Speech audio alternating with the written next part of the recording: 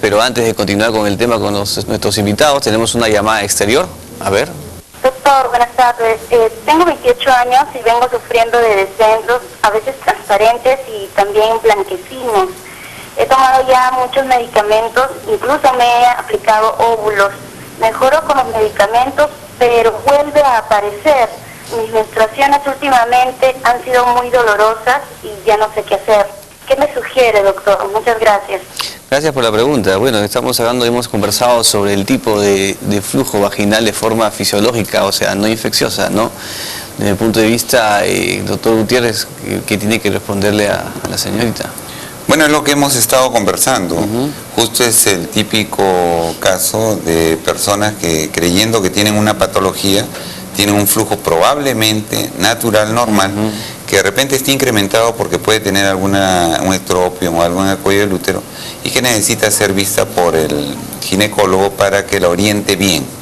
Ese es uno de los temas que son importantes. Cuando viene una persona con un descenso, hay muchos profesionales que inmediatamente por la necesidad que creen que necesita ella de darle una receta, en lugar de orientarla le dice, bueno, no tienes nada, pero esto te va a curar. Entonces la paciente se va con la idea que esto le va a quitar ese flujo y continúa el flujo. Y acá lo que debemos hacer es orientarla, decirle no necesita nada, su higiene externa y punto. En cuanto a las menstruaciones dolorosas, puede ser una menstruación dolorosa, normal, sin mayor patología ni nada. Hay otros elementos, hasta la endometriosis, digamos, pero esto necesita una evaluación. Esto cede usualmente algún antiinflamatorio de uso corriente, ¿no es cierto? Y a veces es importante cómo se ha manejado esta menstruación, ¿no, doctora, en la familia, cuando le dicen, oh, ya va a venir el dolor, y a veces hay un dolor que no responde a una patología orgánica, sino que es simplemente las contracciones del útero. Eso tiene un manejo importante. Entonces, en realidad esto no es digamos así, poco frecuente que pacientes vengan con un flujo constante. Bien frecuente, sí. Lo importante aquí es que, bueno, si tienen ese tipo de flujo, vayan al médico y el médico la examinará y descartará otro tipo de patología, porque también aparentemente es un flujo normal, pero pueden generar otras cosas, patologías, ¿no? Tenemos una consulta exterior, por favor. Doctor, buenas tardes. ¿Es cierto que las infecciones vaginales se producen por usar ya sea la ropa interior muy ajustada o los pañitos diarios? Muy importante, doctora Cajas, no sé si podría responderle. Sí.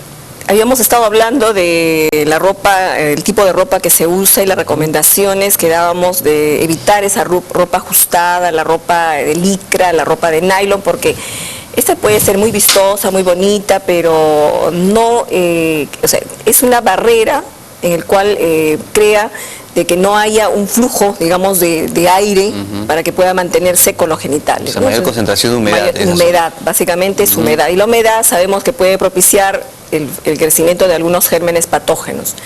En cuanto al uso de las toallitas higiénicas, que ya es una cosa que está generalizado en toda edad, la recomendación es que se puede usar, pero como dice su nombre, son toallitas que hay que cambiarlas con mucha frecuencia, ¿no? Entonces, ¿por qué? Porque estas toallitas, si uno ve la conformación, algunas tienen algodón, algunas tienen unas sustancias de gel que al final van a crear una barrera también y va a ser casi como usar una ropa de licra.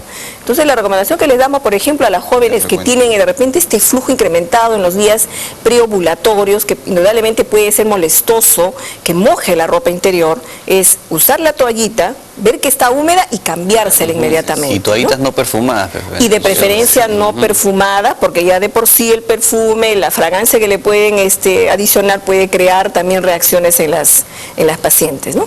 De repente esto puede ser, y también, como repito, se usa a toda edad, un poco más, ahora se ve en las pacientes posmenopáusicas por el problema de incontinencia.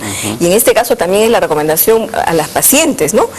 Cambiársela igualmente, se humedece la toalla por orina y cambiársela, ¿por qué? Porque también la orina va a irritar y va a venir una paciente con prurito, con irritación, y al final simplemente es por el contacto con la toalla húmeda.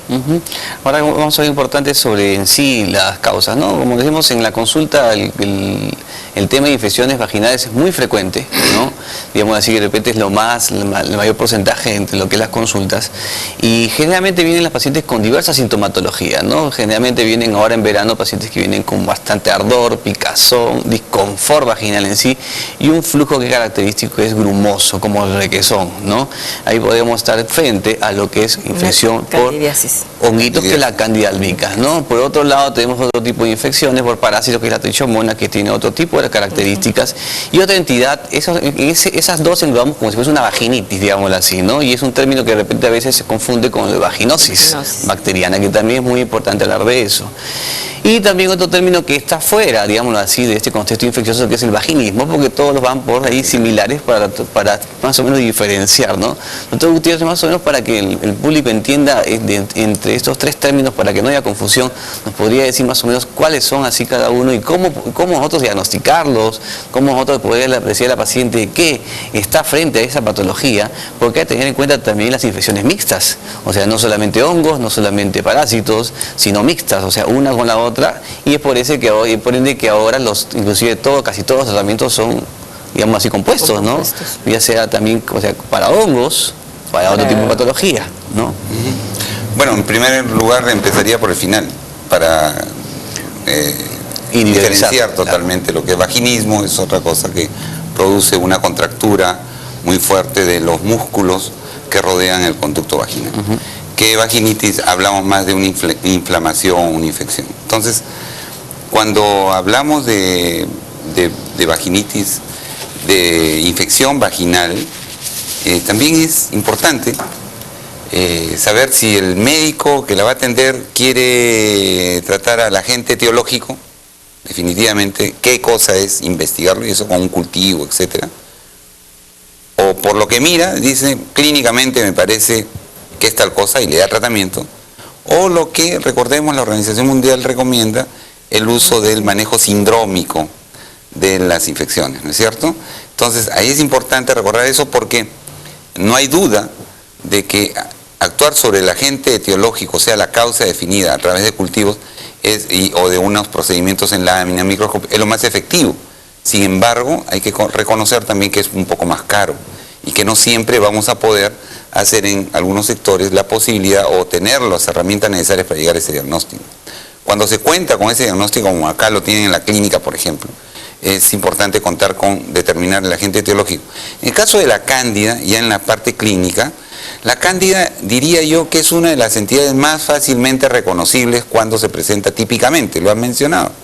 Flujo grumoso, blanco, con irritación de la vagina, del cuello, y que debemos reconocer que no fue transmitida sino producto del uso de antibióticos, o descartar que no hay una diabetes, o están usando píldora anticonceptiva que se asocia un 30, 20, 30%, o está gestando también, ¿no es cierto?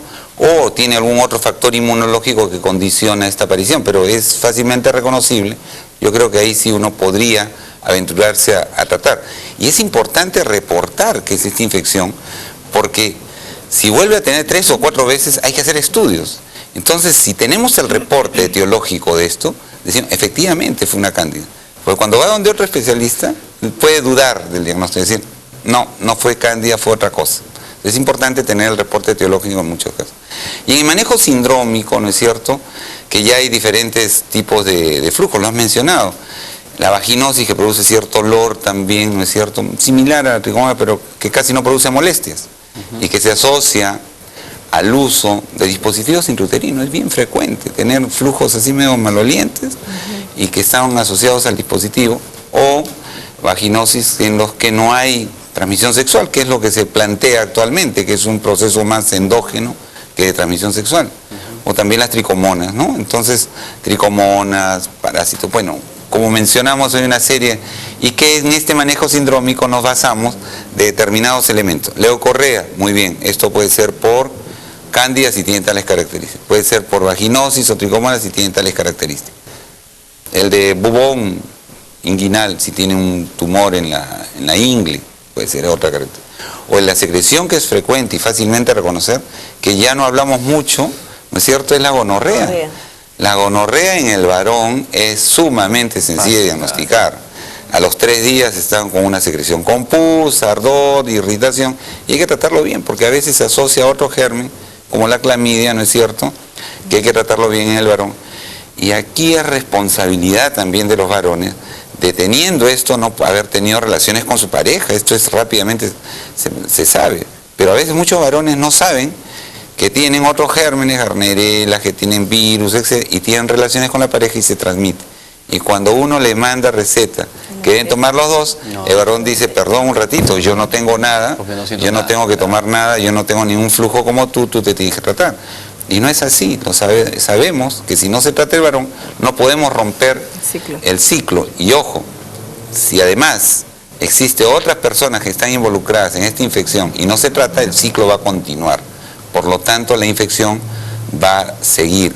Yo vi hace años, estoy hablando de 30 años por lo menos, más, una serie en Estados Unidos, que la transmitían acá, donde una infección de transmisión sexual, que en ese tiempo la sífilis, era comunicado al departamento sanitario, y el departamento sanitario iba a buscar a todos los contactos, porque si no, no era posible romper ese ciclo. Esto no lo hacemos acá, lamentablemente, y entonces el ciclo de la infección de transmisión sexual se va extendiendo, ¿no? Es importante porque de repente subdiagnosticamos eso y en realidad a veces de repente damos tratamiento de forma empírica, digámoslo así, sin examinar a la paciente, ¿no?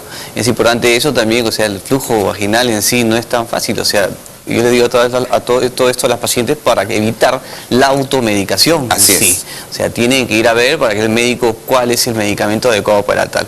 Bueno, estamos hablando sobre infecciones vaginales.